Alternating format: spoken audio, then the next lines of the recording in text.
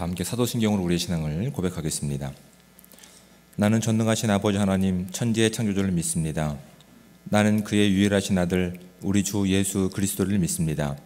그는 성령으로 잉태되어 동정녀 마리아에게서 나시고 본디오 빌라도에게 고난을 받아 십자가에 못 박혀 죽으시고 장사된 지 사흘 만에 죽은 자 가운데서 다시 살아나셨으며 하늘에 오르시어 전능하신 아버지 하나님 우편에 앉아 계시다가 거기로부터 살아있는 자와 죽은 자를 심판하러 오십니다. 나는 성령을 믿으며 거룩한 공교회와 성도의 교제와 죄를 용서받는 것과 몸의 부활과 영생을 믿습니다. 아멘.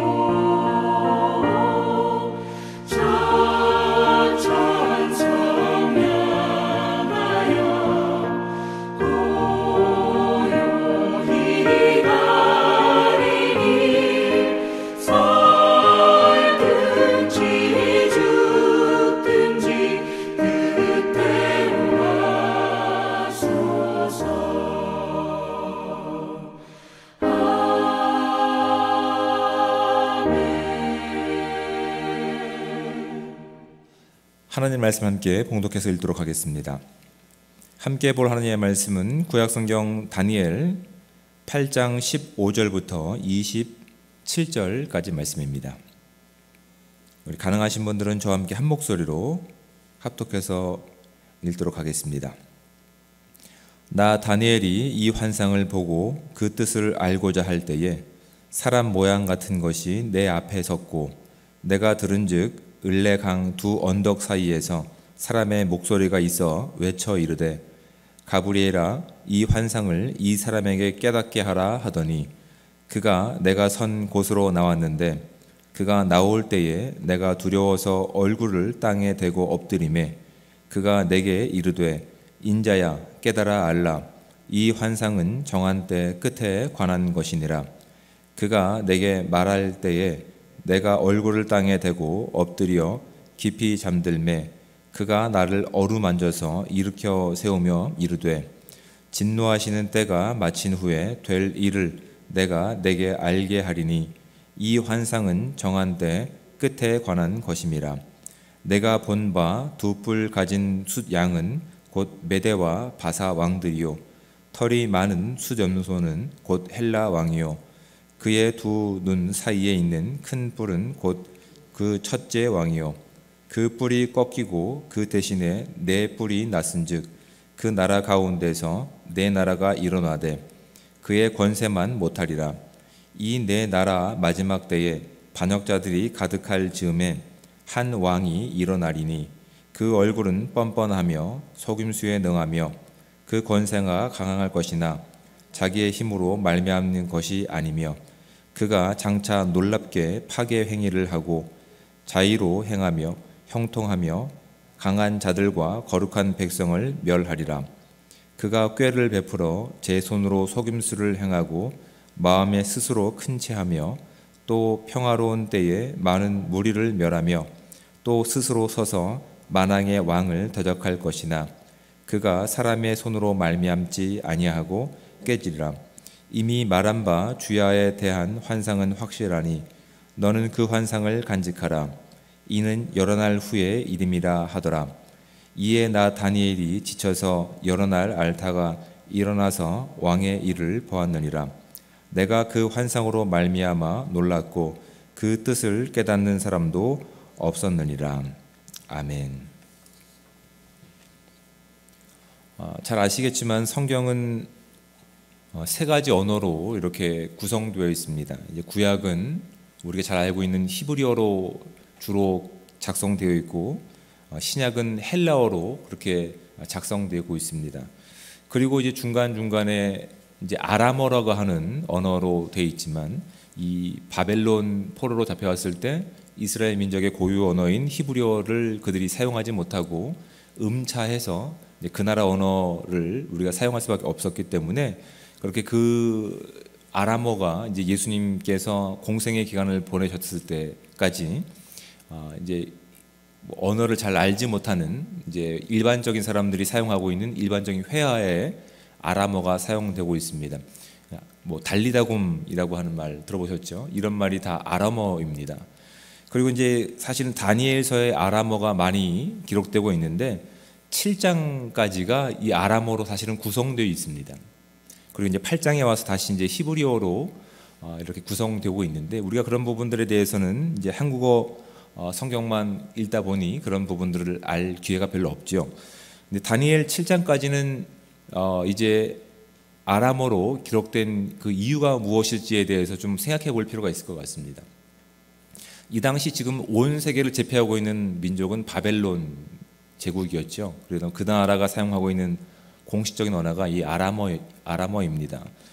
이제 하나님께서 이 땅의 주권자이시며 이 땅을 통치하시는 유일한 하나님이심을 온 세상에 알게 하시기 위해서 단순히 이스라엘뿐만 아니라 온 세상 가운데 하나님의 의지와 하나님의 계획들을 알게 하신 목적이 7장까지 드러났다고 한다면 아람어로 8장에 와서는 이제 그 일들이 확실히 주어질 내용들이고 또한 그 일들을 감당할 사람들이 가장 작은 민족인 이스라엘 민족 가운데 주어질 하나님의 변함없는 약속이기 때문에 하나님께서는 이렇게 언어를 이렇게 바꿔 가셔서 다니엘을 통해서 기록하게 하시며 이 일은 반드시 이루어질 것임을 그렇게 알게 하십니다. 그리고 이제 이 다니엘 8장에 나와 있는 이 또 다른 환상에 대한 내용들, 이 계시에 대한 내용들은 앞에 나와 있는 내용들에 대한 사실 반복적인 내용들이고 또 이것은 이제 그리스 헬라 시대에 이미 완성된 성취된 예언으로 우리가 분명히 알 수 있습니다. 그런데 단순히 이것은 그 당시에 완성된 것뿐만 아니라 이제 다시 오실 예수 그리스도의 재림의 때에 대한 마지막 부분에 대한 이해로도 보시는 것이 좋습니다. 왜냐하면 지금 이 다니엘은 하나님께서 허락하신 이 예언을 이제 바라보게 되는 것이죠. 근데 제가 만약에 뒤에 있는 시계를 바라볼 때 그 시계를 바라보는 이 사이에 많은 일들이 있습니다. 뭐 권사님도 계시고 그렇죠. 그 사이를 지금 다니엘은 지금 이 입장에서 이 위치에서 바라보게 되는 것이거든요. 근데 그가 바라보는 것은 앞으로 되어질 일들이지 그 되어질 일들이 정확하게 어떤 시점 가운데서 어떻게 이루어질지에 대한 그가 어떤 이해를 가지고 있거나 능력을 가지고 있는 것이 아닙니다. 그는 공간과 시간의 제약 가운데 있습니다. 그가 바라보는 것은 앞으로 되어질 일들이지만 그 되어질 마지막 때의 그 완성 사이에 이 헬라에 대한 내용뿐만 아니라 앞으로 되어질 일도 그렇게 마치 먼 산을 바라보는 것 같은 그런 그 원시적인 원근적인 시점을 가지고 바라보는 것이기 때문에 이 부분은 분명히 이제 그리스 헬라 시대에 완성된 하나님의 예언이지만 그 이후에 다시 오실 예수님에 대한 마지막 때에 대한 적그리스도에 대한 이해로도 보는 것이 성경적인 올바른 이해일 겁니다.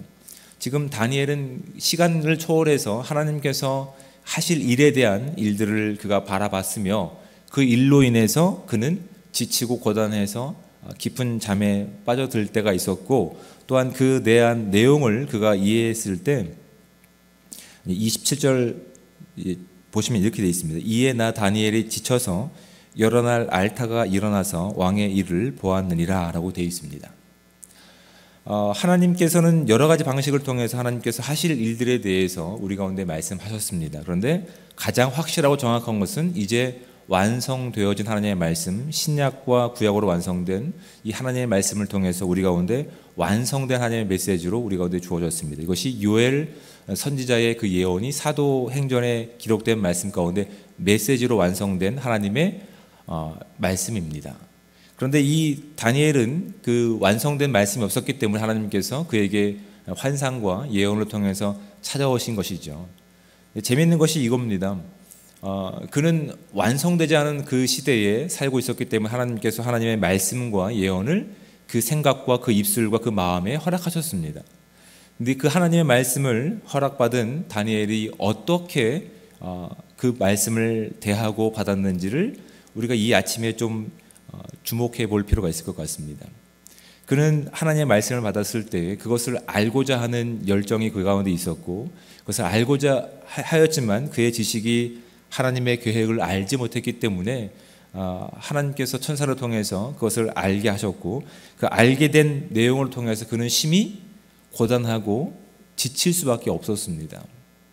하나님의 말씀을 그렇게 그 인생 가운데 대했을 때 그는 지칠 수밖에 없는 겁니다. 그것을 물론 알고자 하는 에너지 소비가 있었을 뿐만 아니라 사실은 하나님의 말씀은 감당하기 힘든 무게였기 때문에 그렇습니다. 그런데 오늘날 저와 여러분 가운데 하나님의 말씀이 그렇게 너무나 은혜롭게 신구약 완성된 메시지로 저와 여러분 가운데 주어졌습니다. 그렇다면 이 하나님의 말씀을 우리가 얼마만큼 무게감 있게 대하고 있는지를 한번 이 아침에 생각해 볼 수 있는 지혜가 우리 가운데 있기 원합니다. 이미 완성되었고 또 완성될 하나님의 메시지가 지금 저와 여러분의 입술과 생각과 마음 가운데 하나님 완성된 성경으로 주어져 있습니다. 그런데 우리는 성경을 대할 때 그렇게 무게감 있게 대하지 않습니다. 나에게 좀 도움이 되는 메시지는 참 감사해서 반복적으로 이렇게 언급하고 묵상할 때가 있지만 그렇지 않은 것들 또한 마지막 때를 언급하거나 진노의 이야기를 이야기하거나 또한 이해하지 못하는 내용들에 대해서는 어떻게 합니까? 패스가 되죠. 완성된 하나님의 메시지임에도 불구하고 우리는 내 기준과 내 어떤 이해의 관점에서 그렇게 선별해서 하나님의 말씀을 대할 때가 많은 것이 사실입니다.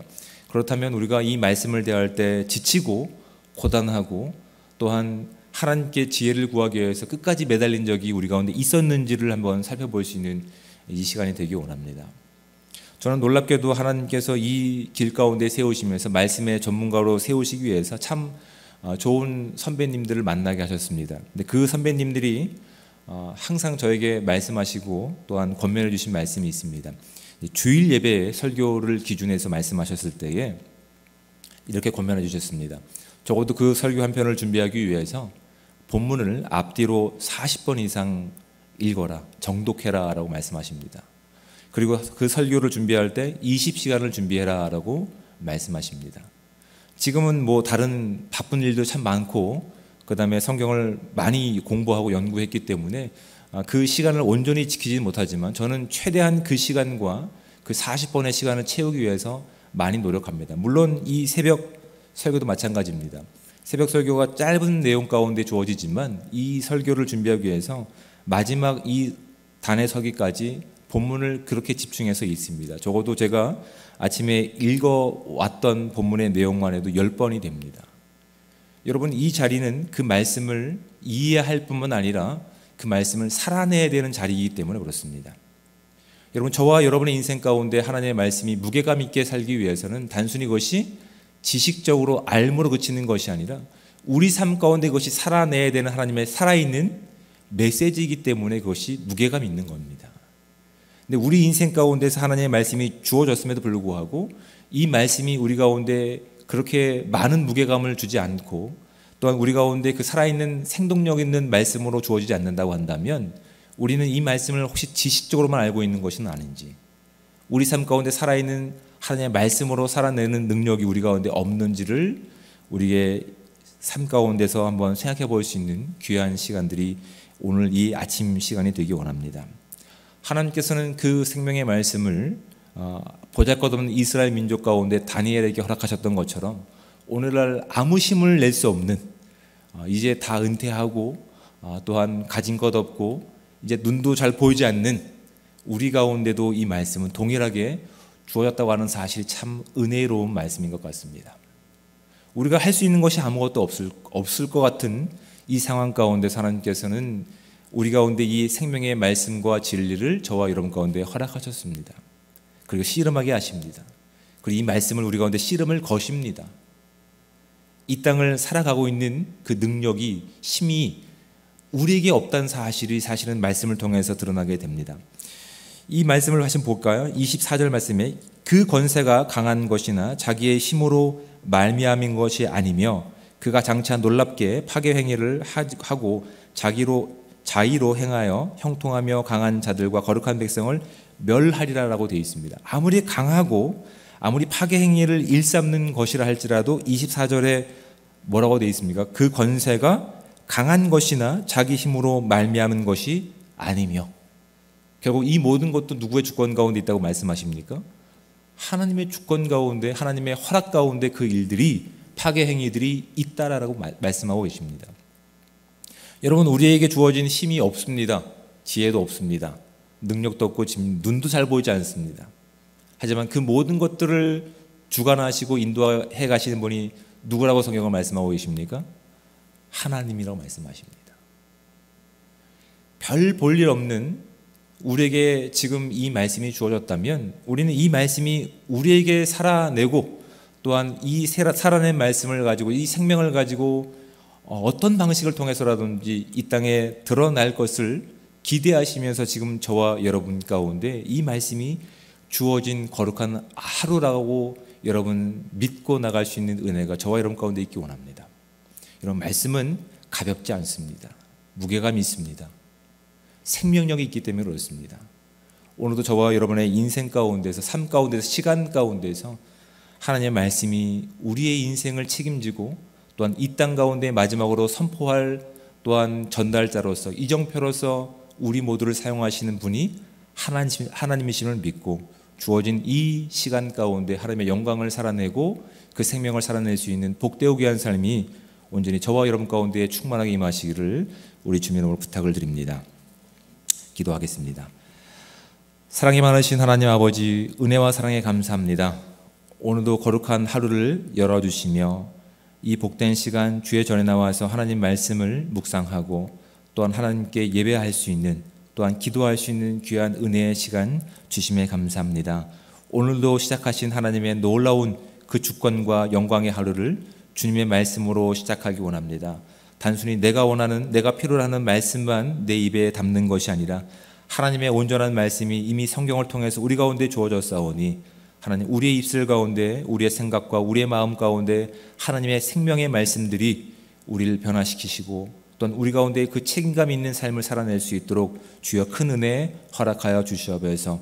하나님께서 우리를 보내시는 어느 곳에 가서든지 온전히 전할 것은 하나님의 생명의 말씀임을 우리의 삶을 통해서 드러낼 수 있도록 주여 큰 은혜와 믿음도 허락하여 주시옵소서. 이제 고유의 명절을 그렇게 하나님께서 허락하셔서 가족들과 하나님의 사랑을 나눌 수 있는 귀한 은혜 주셨사오니 오고 가는 발걸음 가운데 특별히 하나님께서 간섭하셔서 하나님 믿음 잃지 않게 하시고 어느 자리에서든지 하나님 때를 얻든지 못 얻든지 하나님의 말씀을 전할 수 있는 진정한 예수 그리스도의 복음을 전달자들 될 수 있게 하시고 그 성도들이 될 수 있게 도와주셔서 그들을 통해서 온전히 하나님의 나라가 선포되며 하나님께서 오실 그 나라가 우리 가운데 이루어질 수 있는 그 나라를 꿈꾸며 나갈 수 있는 귀한 거룩한 시간들을 될 수 있도록 주여 함께하여 주시옵소서. 오늘 하루의 모든 삶도 주님 앞에 의뢰합니다. 주님께서 늘 함께 하셔서 주님의 나라가 우리 가운데 선포되기를 소망하오며 사랑이 많으신 예수 그리스도의 이름으로 기도드립니다. 아멘. 하늘에 계신 우리 아버지, 아버지의 이름을 거룩하게 하시며 아버지의 나라가 오게 하시며 아버지의 뜻이 하늘에서와 같이 땅에서도 이루어지게 하소서. 오늘 우리에게 일용할 양식을 주시고 우리가 우리에게 잘못한 사람을 용서하여 준 것 같이 우리 죄를 용서하여 주시고 우리를 시험에 빠지지 않게 하시고 악에서 구하소서. 나라와 권능과 영광이 영원히 아버지의 것입니다. 아멘.